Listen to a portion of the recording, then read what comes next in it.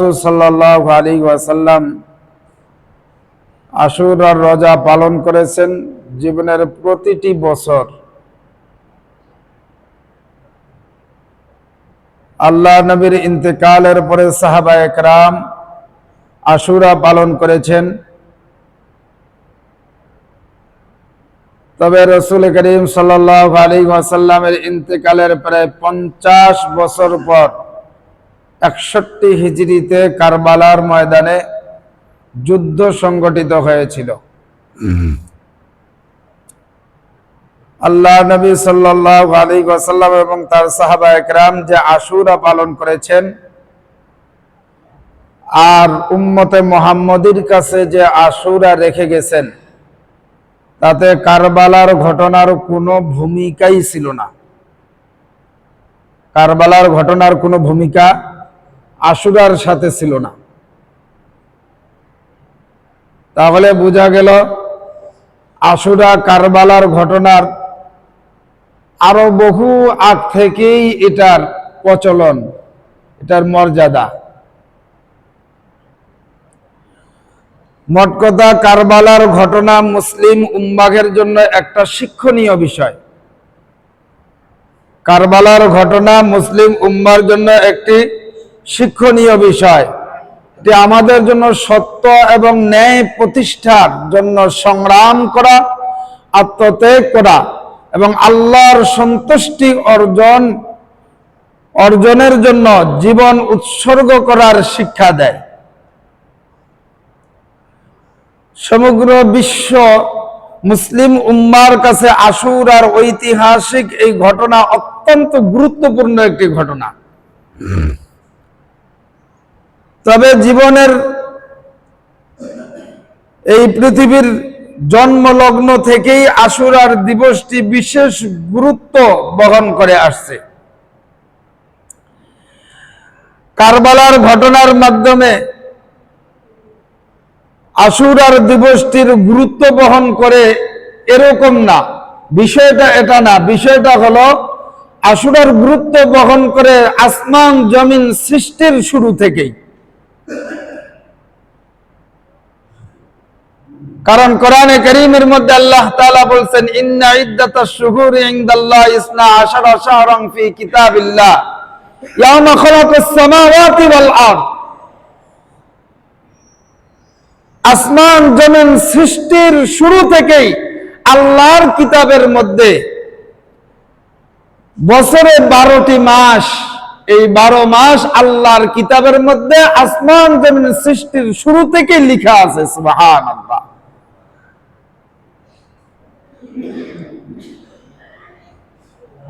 আরবাআতা আশহুরুল হুরুম, এই 12 মাসের মধ্যে 4 মাস আল্লাহ তাআলার কাছে সম্মানী মাস। এই 4 মাস সম্মানিত মাসের মধ্যে একটি মাস হলো মুহররম মাস। তাহলে মুহররমের গুরুত্ব বহন করতেছে আসমান জমিন সৃষ্টির শুরু থেকেই। এটা কারবালার ঘটনার মাধ্যমে আশুরা অর্থাৎ মুহররম মাসের গুরুত্ব বহন করতেছে, বিষয়টা এরকম না। তাহলে আমাদের কাছে একটা জিনিস ক্লিয়ার হলো, সেটা হলো আশুরার মাধ্যমে কারবালার গুরুত্ব বহন করে না। কারবালার গুরুত্বের মাধ্যমে মুহররম মাসের গুরুত্ব বহন করে না। মুহররম মাস অনেক আগের থেকে এটার গুরুত্ব। তবে কারবালার যে ঘটনা ঘটেছে এটা অবশ্যই বিশ্ব মুসলিম উম্মাহের কাছে একটি গুরুত্বপূর্ণ বিষয়। এই ঘটনাটি অত্যন্ত গুরুত্বপূর্ণ একটি ঘটনা। এই জন্য মুহতারাম হাজিরিন, কারবালার ঘটনা ইসলামের ইতিহাসে এক মর্মান্তিক কালো অধ্যায়। 61 হিজরিতে এই মর্মান্তিক শাহাদত বরণ মুসলিম উম্মাহের অন্তরকে আজও ভারাক্রান্ত করে। কারবালার এই দুঃখজনক ঘটনা সংঘটিত হওয়ার পর সাহাবায়ে কেরামদের মধ্যে হযরত আব্দুল্লাহ ইবনে আব্বাস রাদিয়াল্লাহু তাআলা আনহু, আব্দুল্লাহ বিন ওমর রাদিয়াল্লাহু তাআলা আনহু, আব্দুল্লাহ বিন আমর রাদিয়াল্লাহু তাআলা আনহু, আনাস বিন মালিক রাদিয়াল্লাহু তাআলা আনহু আব্দুল্লাহ ইবনে আবু সাঈদ খুদরি রাদিয়াল্লাহু তাআলা আনহু, জাবের বিন আব্দুল্লাহ রাদিয়াল্লাহু তাআলা আনহু, সাহল বিন সাদ রাদিয়াল্লাহু তাআলা আনহু, যায়েদ বিন আরকাম রাদিয়াল্লাহু তাআলা আনহু, সালামাত ইবনে আওকার রাদিয়াল্লাহু তাআলা আনহুর মতো বহু সংখ্যক সাহাবায়ে কেরাম ওই সময় জীবিত ছিলেন। তারা তাদের পূর্ববর্তী লোকদের চেয়ে রাসূল সাল্লাল্লাহু আলাইহি ওয়াসাল্লাম এবং তার পরিবারবর্গকে অনেক অনেক অনেক অনেক অনেক বেশি ভালোবাসতেন। কি বলেন? আমাদের চাইতে তারা আল্লাহর নবীর আহলে বাইত অর্থাৎ আল্লাহর নবীর পরিবারবর্গকে বেশি ভালোবাসতেন না? আমাদের থেকে তো তারা বেশি ভালোবাসতেন। তাহলে তারা আশুরার দিনে কারবালার ঘটনার কারণে কোনো কিছু প্রচলন করেননি, মাতম তাজিয়া মিছিল আলোচনা সভা কোনো কিছুরই প্রমাণ পাওয়া যায় না। এই জন্য মুহতারাম হাজিরিন, সাহাবায়ে কেরামরা যে কাজ করে নাই, সাহাবায়ে কেরামরা যে আমল করে নাই, ওই আমল ওই কাজ করলে এটা অভিশপ্ত একটা কাজ হবে। এই কাজের মাধ্যমে ঈমান নষ্ট হয়ে যাওয়ার সম্ভাবনা আছে। এই জন্য মুহতারাম হাজিরিন, আমরা সাহাবায়ে কেরামদেরকে তাদেরকে মাপকাঠি হিসাবে মানবো, আমলের মাপকাঠি হিসাবে সাহাবায়ে কেরামদেরকে আমরা দেখব। তারা যে আমল করেছে, আশুরা উপলক্ষে তারা যে আমল করেছে, ওই আমলই আপনাকে আমাকে করতে হবে। মুহতারাম হাজিরিন, আশুরা উপলক্ষে যে আমল আছে, এই আমল সম্পর্কে গতকালকেও আলোচনা হয়েছে। আজকের দিনে আমরা রোজা রাখতে পারি, এরপরে তওবা ইস্তেগফার করব, বেশি বেশি করে গুনাহ থেকে নিজেকে বিরত রাখবো, আল্লাহর কাছে মাফ চাইবো। মুহতারাম হাজিরিন, এবার আসেন রাসূল করিম সাল্লাল্লাহু আলাইহি ওয়াসাল্লামের আহলে বাইতের যে সদস্যরা ছিল, তাদের মধ্যে ইমামে হাসান এবং ইমামে হুসাইন রাদিয়াল্লাহু তাআলা আনহুর কি পরিমাণ মর্যাদা ছিল, এই ব্যাপারে আল্লাহ রাসূল সাল্লাল্লাহু আলাইহি ওয়াসাল্লাম হাদিসে পাকের মধ্যে কি বলেছেন আমরা শোনার চেষ্টা করি, বোঝার চেষ্টা করি।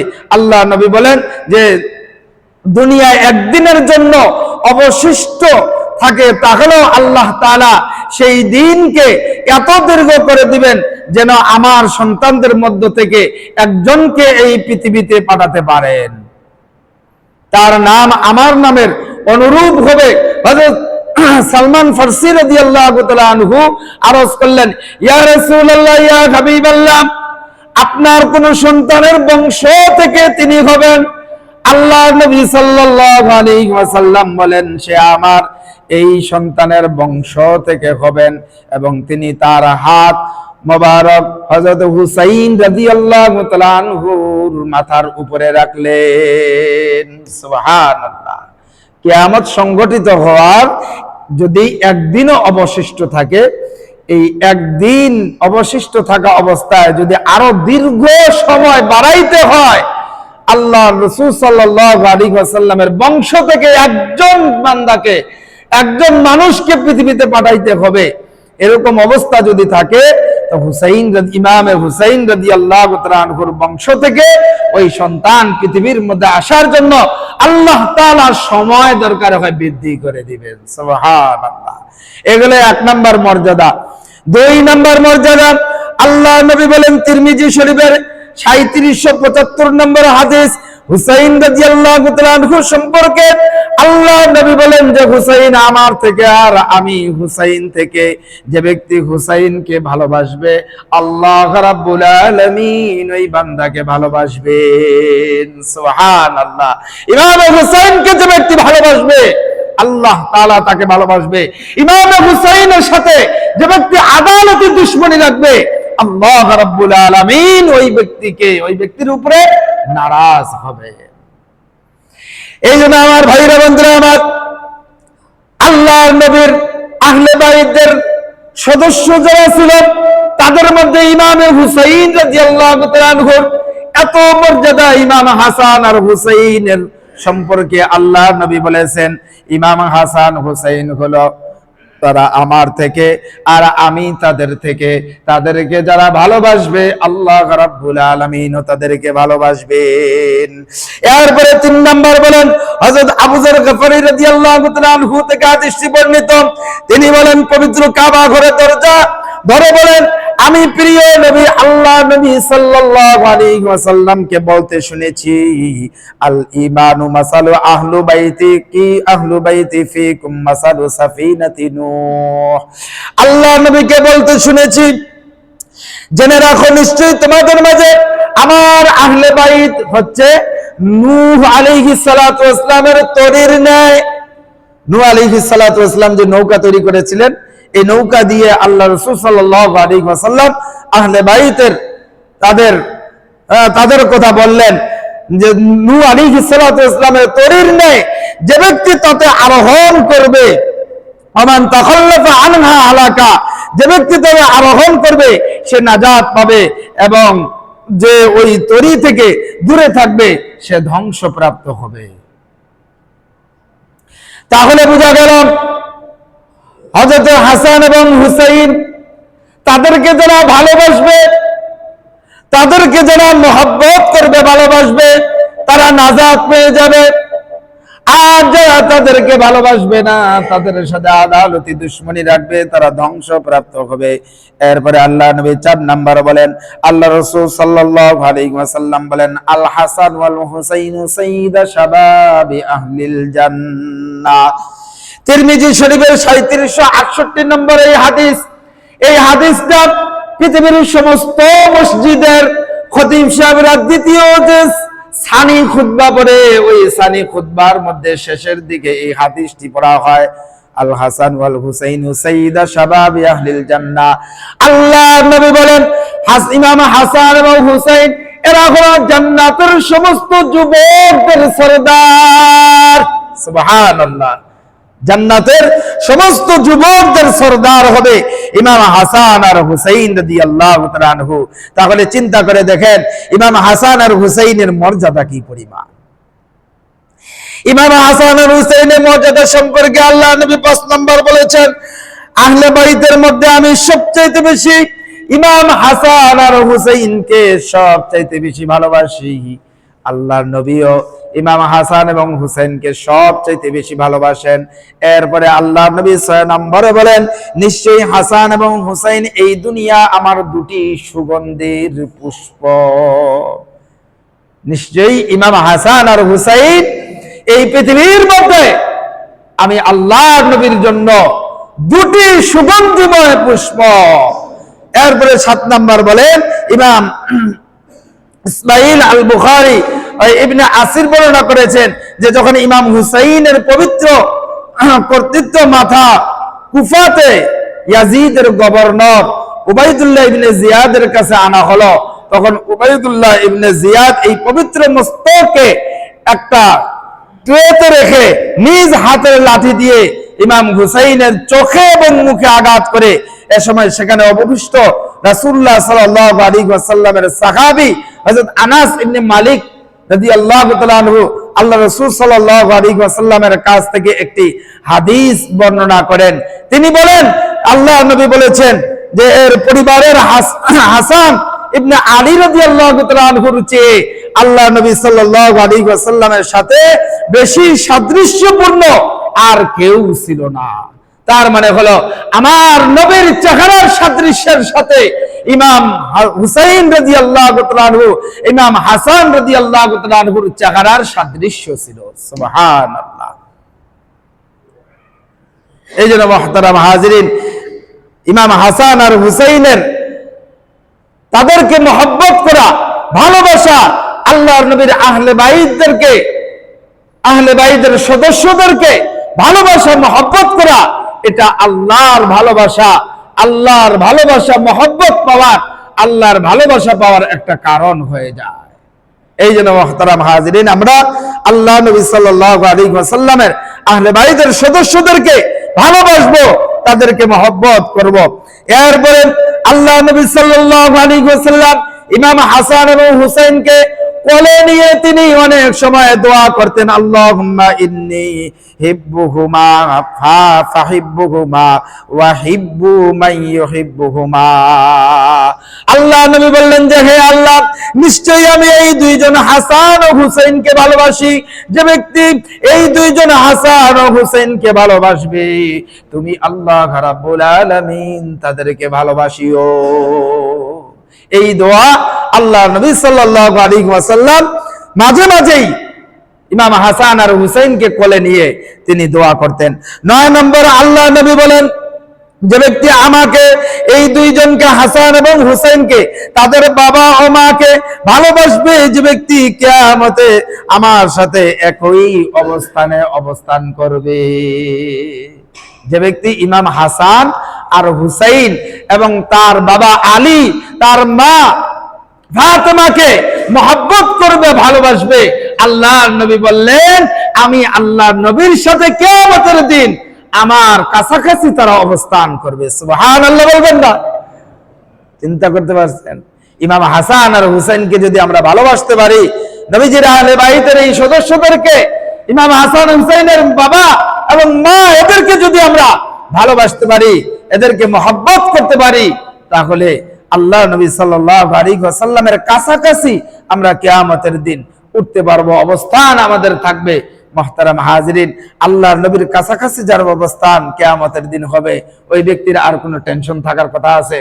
কি বলেন, টেনশন থাকার কথা আছে? কোনো টেনশন থাকার কথা নাই। এই জন্য মুহতারাম হাজিরিন, আমরা ইমাম হাসান এবং হুসাইনকে, এদেরকে ভালোবাসবো, মহব্বত করব। এরপরে আল্লাহ নবী সাল্লাল্লাহু আলাইহি ওয়াসাল্লাম বলেন যে হযরত রাসূলুল্লাহ সাল্লাল্লাহু আলাইহি ওয়াসাল্লাম বলেন যে আমার মহব্বতকারীদের কি হবে? আল্লাহ বলে, হযরত আলী রাদিয়াল্লাহু তাআলা আনহু বলেন যে ইয়া রাসূলুল্লাহ, আমাকে যারা মহব্বত করবে এদের অবস্থা কি হবে? এদের অবস্থান সম্পর্কে আল্লাহ নবী বলেন তারা তোমাদের পিছনে পিছনে বেহেশতে প্রবেশ করবে। বলেন সুবহানাল্লাহ। তাহলে বোঝা গেল ইমাম হাসান এবং হুসাইন, তার বাবা আলী রাদিয়াল্লাহু তাআলা আনহু এবং তার সন্তান ফাতেমা, ইমাম হাসান হুসাইনের মা ফাতেমাকে, তার পরিবারকে যারা মহব্বত করবে, ভালোবাসবে, তাদের পিছনে পিছনে তারা আল্লাহর জান্নাতে প্রবেশ করবে। সুবহানাল্লাহ।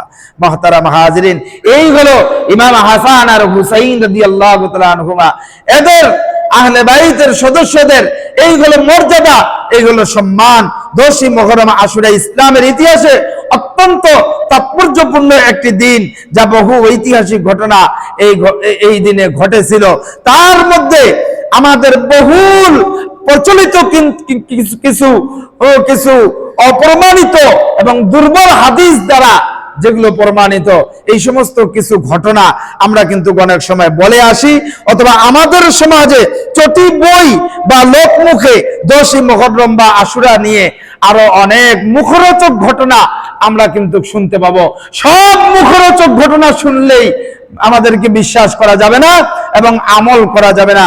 যেমন আমরা উল্লেখযোগ্য 4টি ঘটনা সম্পর্কে আমরা অনেক সময় কিন্তু জেনেছি যে এই 10ই মুহররমে এই ঘটনাগুলি ঘটেছে। মূলত আসলে এগুলো সহিহ হাদিস দ্বারা প্রমাণিত নয়। এই হাদিসগুলো হচ্ছে দুর্বল হাদিস, এগুলো আমলযোগ্য হাদিস নয়। এর মধ্যে আমরা জানি যে এই দিনে পৃথিবীর সৃষ্টি হয়েছে এবং এই দিনেই কিয়ামত সংঘটিত হবে। এই কথাটা, এই হাদিসটা যে হাদিসের মধ্যে, এই কথাটা যে হাদিসে আসছে, ওই হাদিসের সনদ হচ্ছে দুর্বল, এটা সহিহ হাদিস নয়। এই হাদিসটা দুর্বল হাদিস, কিন্তু এটা বহুল প্রচলিত একটি শব্দ। বহু আগ থেকে আমাদের সমাজের মধ্যে এই কথাটা প্রচলিত আছে যে এই দিনে 10ই মুহররমে পৃথিবীর সৃষ্টি হয়েছে আর 10ই মুহররমেই কিয়ামত সংঘটিত হবে। এই ধরনের কথা আমরা শুনছি না আগে অনেক? কি বলেন, শুনছি কি শুনি নাই? এই কথাটা দুর্বল কথা। এরপরে এই দিনে হযরত আদম আলাইহিস সালাতু ওয়াস সালামকে সৃষ্টি করা হয়েছে, হযরত আদম আলাইহিস সালাতু ওয়াস সালামের তওবা 10ই মুহররমে কবুল করা হয়েছে। এই হাদিসটাও দুর্বল হাদিস। এরপরে এই দিনে হযরত ইব্রাহিম আলাইহিস সালাতু ওয়াস সালামকে নমরুদের অগ্নিকুণ্ড থেকে তিনি পরিত্রাণ পেয়েছেন, এইটাও দুর্বল হাদিস। এই দিনে হযরত ইউনূস আলাইহিস সালাতু ওয়াস সালামকে মাছের পেট থেকে মুক্তি দেওয়া হয়েছে, এই কথাটাও দুর্বল হাদিস। এই 4টা হচ্ছে দুর্বল হাদিস। আর এরপরে সহিহ হাদিস থেকে, কোরআন এবং হাদিস থেকে 3টি ঘটনা পরিষ্কার পাওয়া যায়। এক নম্বর হলো হযরত নূহ আলাইহিস সালাতু ওয়াস সালামের সেই নৌকার ঘটনা, সেই প্লাবনের ঘটনা, এটি পাওয়া যায়।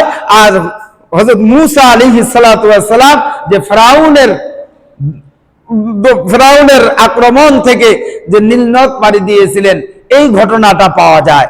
আমার ভাইরা, বন্ধুরা আমার, এই ঘটনাগুলি শুধুমাত্র সত্য, বাকি যে ঘটনাগুলি আছে এগুলো আসলে মূলত সহিহ হাদিস দ্বারা প্রমাণিত নয়। এবার আমাদের জানার দরকার যে 10ই মুহররমে কারবালার প্রান্তরে যে ওই মর্মান্তিক ঘটনা ঘটলো, ইমাম হুসাইন রাদিয়াল্লাহু তাআলা আনহু যে শাহাদাত বরণ করলেন, এই শাহাদাত বরণের মাধ্যমে, এই যুদ্ধের মাধ্যমে আমরা কি জানতে পারলাম, আমাদের কি শিক্ষা আছে এখান থেকে, এটা জানা দরকার আছে না? এই ইতিহাস তো আমরা অনেকবার শুনেছি, ইতিহাস শুনে কতবার আর শুনবো, কিন্তু ইতিহাস থেকে আমাদের যে শিক্ষা অর্জন করতে হবে, শিক্ষা অর্জন করাই হচ্ছে মূল লক্ষ্য। ইতিহাস তো এমনি এমনি আসে না। ইতিহাস, ইসলামী ইতিহাস থেকে আমাদেরকে শিক্ষা গ্রহণ করতে হবে।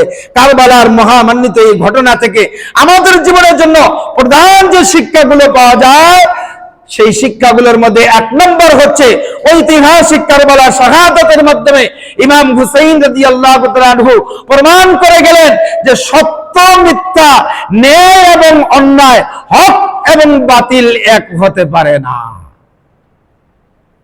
যেই কথাটি কোরআনে কারীমের মধ্যে আল্লাহ তাআলা বলেন, কুল জা আল হাক্কু ওয়া যাকাল বাতিল ইন্নাল বাতিলা কানা যাহুকা।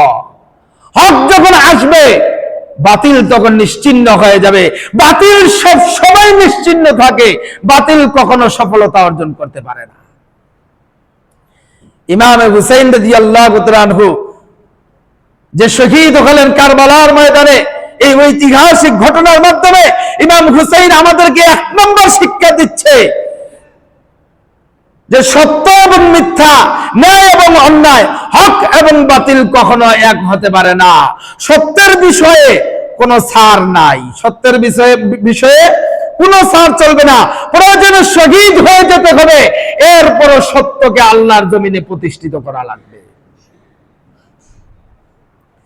2 নম্বর শিক্ষা, ইমাম হুসাইনি শাহাদাতের মাধ্যমে তিনি সব সত্য সন্ধানী মানুষকে শিখিয়ে গেলেন, অসত্যের কাছে, জালিমের জুলুমের কাছে কখনো মাথা নত করা যাবে না। অসত্যের কাছে, জালিমের জুলুমের কাছে মাথা নত করা যাবে না। প্রয়োজনে জীবন দিয়ে দিতে হবে, তারপরে অন্যায়ের কাছে মাথা নত করা যাবে না।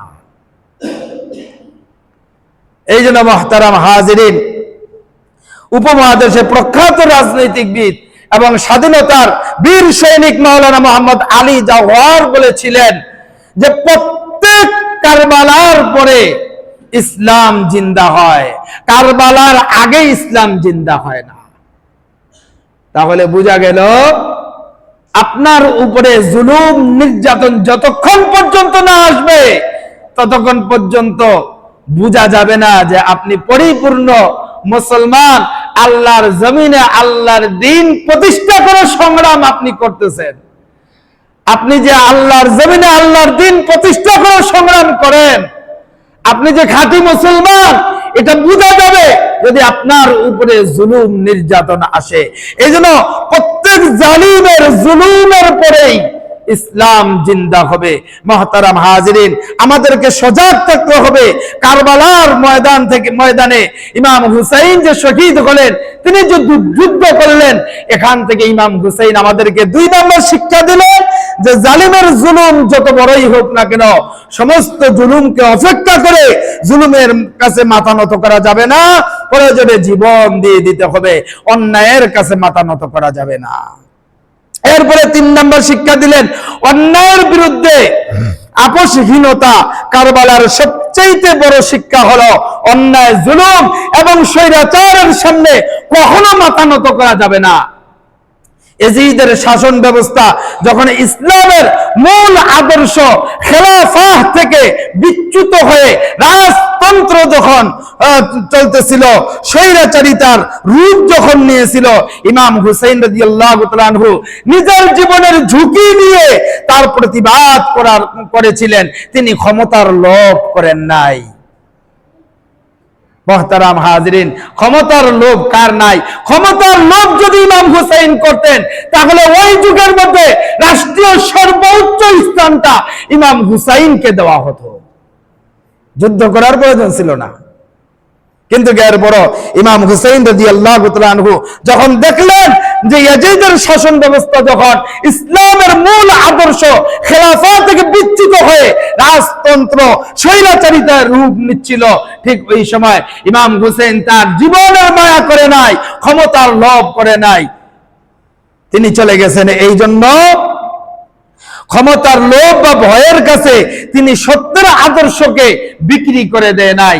এই জন্য মুহতারাম হাজিরিন, এই কারবালার সবচেয়ে বড় শিক্ষা হচ্ছে এটা, যে আমাদেরকে অন্যায়ের বিরুদ্ধে আপোষহীনতা হিসাবে থাকতে হবে। অন্যায়ের বিরুদ্ধে, অন্যায়ের কাছে নিজেকে বিক্রি করা যাবে না। এরপরে 4 নম্বর শিক্ষা হচ্ছে পদের চেয়ে আদর্শের অগ্রাধিকার সবচাইতে বেশি দিতে হবে।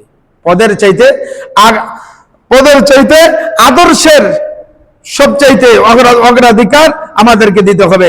মুহতারাম হাজী, ইমাম হুসাইন রাদিয়াল্লাহু তাআলা আনহু ইয়াজিদের আনুগত্য বায়াত স্বীকার করলে তাহলে ইমাম হুসাইন রাদিয়াল্লাহু তাআলা আনহু বিলাসিতা জীবন যাপন তিনি কিন্তু করতে পারতেন, কিন্তু তিনি ক্ষণস্থায়ী ক্ষমতার চেয়ে আল্লাহর দ্বীন এবং মহান আল্লাহ রাব্বুল আলামিনের যে দ্বীন আছে এই দ্বীনের আদর্শকে সবচাইতে বেশি অগ্রাধিকার দিয়েছেন। তিনি প্রমাণ করেছেন পদের মোহে পড়ে অসত্যের সাথে আপোষ করা কোন প্রকার একজন মুমিন মুসলমানের কাজ হতে পারে না, কোন মুমিন মুসলমানের এটা কাজ হতে পারে না। 5 নম্বর শিক্ষা হচ্ছে চরম সংকট ইবাদত এবং আল্লাহর উপরে ভরসা রাখতে হবে। কারবালার ময়দানে যখন ইমাম হুসাইন রাদিয়াল্লাহু তাআলা আনহু এবং তার পরিবারকে ফুরাত নদীর পানি থেকে বঞ্চিত করা হলো, তীব্র তৃষ্ণার্ত রাখা হয়েছিল, চারপাশে শত্রুর তলোয়ারের ঝনঝনি উঠেছিল, সেই মরণপণ সংকটেও তারা আল্লাহর ইবাদত থেকে বিমুখ হয় নাই, তরবারির নিচেই তারা নামাজ আদায় করেছে। তাহলে আমরা যারা আজকে নামাজ আদায় করি না, যারা আমরা 5 ওয়াক্ত নামাজ পড়ি না, আমাদের কি অবস্থা? ইমাম হুসাইন রাদিয়াল্লাহু তাআলা আনহু তার পরিবারকে ফুরাত নদীর এক ফোঁটা পানি পান করতে দেওয়া হয় নাই। একদিকে তৃষ্ণার্ত, আরেকদিকে শত্রুদের আক্রমণ, এমন তো অবস্থায়ও তারা সেই তরবারির নিচে আল্লাহকে ভুলে যায় নাই, ইবাদত থেকে দূরে সরে চলে যায় নাই, আল্লাহর উপরে ভরসা থেকে তারা দূরে সরে চলে যায় নাই। তারা তরবারির নিচেই নামাজ পড়েছেন এবং তারা আল্লাহর উপরে অটল ভরসা রেখেছেন। এই জন্য মুহতারাম হাজিরিন, বিপদ যত বড়ই আসুক না কেন, চরম সংকটের মুহূর্তেও আপনাকে আমাকে নামাজ ছেড়ে দেওয়া যাবে না, ইবাদত ছেড়ে দেওয়া যাবে না, আল্লাহর উপর ভরসা রাখতে হবে। 6 নম্বর শিক্ষা নারীদের ধৈর্য এবং সাহসিকতা। হযরত যায়েনব রাদিয়াল্লাহু তাআলা আনহা এর ভূমিকা ছিল কারবালার ময়দানে। কারবালার ময়দানে শুধু পুরুষদের ভূমিকা ছিল তা না, মহিলাদের ভূমিকাও কিন্তু কম ছিল না, পুরুষদের থেকে তাদেরও ভূমিকা ছিল অনেক বেশি। এই জন্য মুহতারাম হাজিরিন, 7 নম্বর শিক্ষা হলো বাতিলের সংখ্যা অধিক হলেও হকের উপরে আপনাকে আমাকে শক্ত অবস্থানে থাকতে হবে। বাতিলটা যতই বেশি হোক না কেন, ইয়াজিদের পক্ষে ছিল হাজার হাজার সুসজ্জিত সৈন্য, বিশাল বাহিনী, আর ইমাম হুসাইন রাদিয়াল্লাহু তাআলা আনহু এর পক্ষে ছিলেন মাত্র 72 জন সঙ্গী। কিন্তু ইতিহাসের পাতায় আজ ইয়াজিদের এক ঘৃণিত নাম, ইয়াজিদ এক ঘৃণিত নাম, কোন মানুষের সন্তানের নাম আজ ইয়াজিদ রাখা হয় না, অথচ অনেক হাজার হাজার হাজার হাজার ভরি ভরি পাওয়া যাবে ইমাম হাসান আর হুসাইনের নামে সন্তান। কি বলেন, পাওয়া যাবে কি যাবে না? আমাদের সন্তানদেরকে আমরা হাসান নাম রাখি, হুসাইন নাম রাখি, কিন্তু ইয়াজিদ কারো নাম রাখি না। একটা জিনিস খেয়াল রাখবেন, পৃথিবীর এটা বাস্তব চিত্র, পৃথিবীর শুরু থেকে নিয়ে আজ পর্যন্ত, আজ থেকে নিয়ে কিয়ামতের আগ পর্যন্ত ফিরাউন নামক নমরুদ নামক স্বৈরাচার যে সরকারই হয়েছে, ওই সরকার নিশ্চিহ্ন হয়ে গেছে, ধ্বংস হয়ে গেছে, তার নাম পৃথিবীর মধ্যে নিশ্চিহ্ন হয়ে গেছে, নাম আর কথাও নাই। কিন্তু মূসার নাম, নূহ আলাইহিস সালাতু ওয়াস সালামের নাম, ইব্রাহিমের নাম আজও পৃথিবীর মধ্যে আছে, ইমাম হাসান আর হুসাইনের নাম আজও পৃথিবীতে আছে, কিয়ামতের আগ পর্যন্ত এই পৃথিবীর মধ্যে থাকবে। কিন্তু যারা জালিম হবে তাদের নাম নিশ্চিহ্ন হয়ে যাবে, যেটা আল্লাহ তাআলা কোরআনে স্পষ্ট বলছেন, অকুল জাল হক ওয়া যাকাল বাতিল ইন্নাল বাতিলা কানা যাহুকা, ইন্নাল বাতিলা কানা যাহুকা। বাতিল নিশ্চিহ্ন হয়ে যায়, বাতিল কখনো সফলতা অর্জন করতে পারে না। এই জন্য মুহতারাম হাজিরিন, আল্লাহ নবী সাল্লাল্লাহু আলাইহি ওয়াসাল্লামের যে দৈহিত্র ইমাম হুসাইন রাদিয়াল্লাহু তাআলা আনহু কারবালার প্রান্তরে শহীদ হলেন, এই শহীদের মাধ্যমে আমাদেরকে শিক্ষা দিচ্ছেন, বাতিল যত বড় শক্তিশালী হোক না কেন, তারা যত সংখ্যা অধিক হোক না কেন, আপনাকে হকের উপরে দৃঢ় থাকতে হবে। হকের উপরে আপনি যখন অটল থাকবেন, অনড় থাকবেন, তো আল্লাহ রাব্বুল আলামিন আপনাকে সাহায্য সহযোগিতা করবে, আল্লাহ তাআলার মদদ আসবে।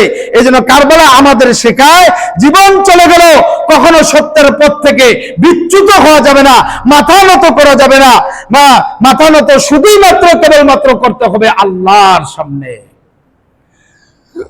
আল্লাহর দরবারেই মাথা নত করতে হবে, কোন জালিম শাসকের সামনে মাথা নত করা যাবে না।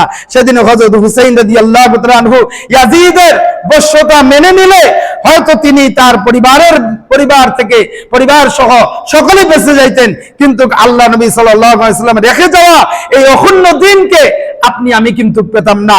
তিনি মুসলিম উম্মাহকে শিখিয়ে গেছেন, অন্যায়ের প্রতিবাদ জীবন দিয়ে হলেও করতে হবে, এছাড়াও অযোগ্য এবং অসৎ ব্যক্তি, অন্ধের মতো আনুগত্য আপনার আমার করা চলবে না। কিন্তু আফসোসের বিষয় হলো, বিশ্ব মুসলিম আজ সমাজের বাস্তব চিত্র হলো, হযরত ইমাম হুসাইন রাদিয়াল্লাহু তাআলা আনহুর এই শিক্ষা থেকে আমরা অনেক দূরে সরে আসি, অনেক দূরে সরে আসি। আর সেজন্য এই পৃথিবীর প্রান্তে প্রান্তে দেখা যাচ্ছে মুসলিমদের হাহাকার, দীর্ঘশ্বাস, দীর্ঘ নিঃশ্বাস। এটার কারণ হলো ইমাম হুসাইন রাদিয়াল্লাহু তাআলা আনহু আমাদেরকে যে শিক্ষা দিয়েছেন কারবালার মাধ্যমে, ওই শিক্ষার ধারে কাছেও আপনি আমি কিন্তু নাই। এইজন্য আফসোস, আসেন আজকে আফসোস আমাদের দূর করতে হবে। আসেন আমরা ইমাম হুসাইন রাদিয়াল্লাহু তাআলা আনহু কারবালার প্রান্ত থেকে আমাদেরকে যে ন্যায় এবং অন্যায়ের বিরুদ্ধে সংগ্রামের শিক্ষা দিলেন, ন্যায়ের পক্ষে থাকতে বললেন, অন্যায়ের বিরুদ্ধে সংগ্রাম করতে বললেন, আমাদেরকে আমাদের জীবনের প্রতিটা পড়তে পড়তে আমাদেরকেও এরকম অন্যায়ের বিরুদ্ধে সংগ্রাম করতে হবে, ন্যায়ের পক্ষেই আপনাকে আমাকে থাকা লাগবে। আল্লাহ রাব্বুল আলামিন আমাদের সকলকে তৌফিক দান করেন, বলেন আমিন। ইমাম হুসাইন রাদিয়াল্লাহু তাআলা আনহুকে আর ইমাম হাসানকে যারা মহব্বত করবে, ভালোবাসবে, আল্লাহ রাব্বুল আলামিন তাদেরকে মহব্বত করবেন, ভালোবাসবেন। এই জন্য তাদের মহব্বতে আপনি যদি এই 10ই মুহররমে অথবা মুহররম মাসে আপনি যদি এরকম বিভিন্ন ধরনের আপনার পরিবারকে ভালো খাবারের ব্যবস্থা করা, এরপরে এতিম মিসকিন গরিবদের জন্য খাবারের ব্যবস্থা করা, কিছু দান ও সদকা করা, তওবা করা, ইস্তেগফার পড়া, আল্লাহর কাছে মাফ চাওয়া, নিজেকে গুনাহ থেকে বিরত রাখা, পরিবারকে গুনাহ থেকে বিরত রাখা, এটাই হচ্ছে আমাদের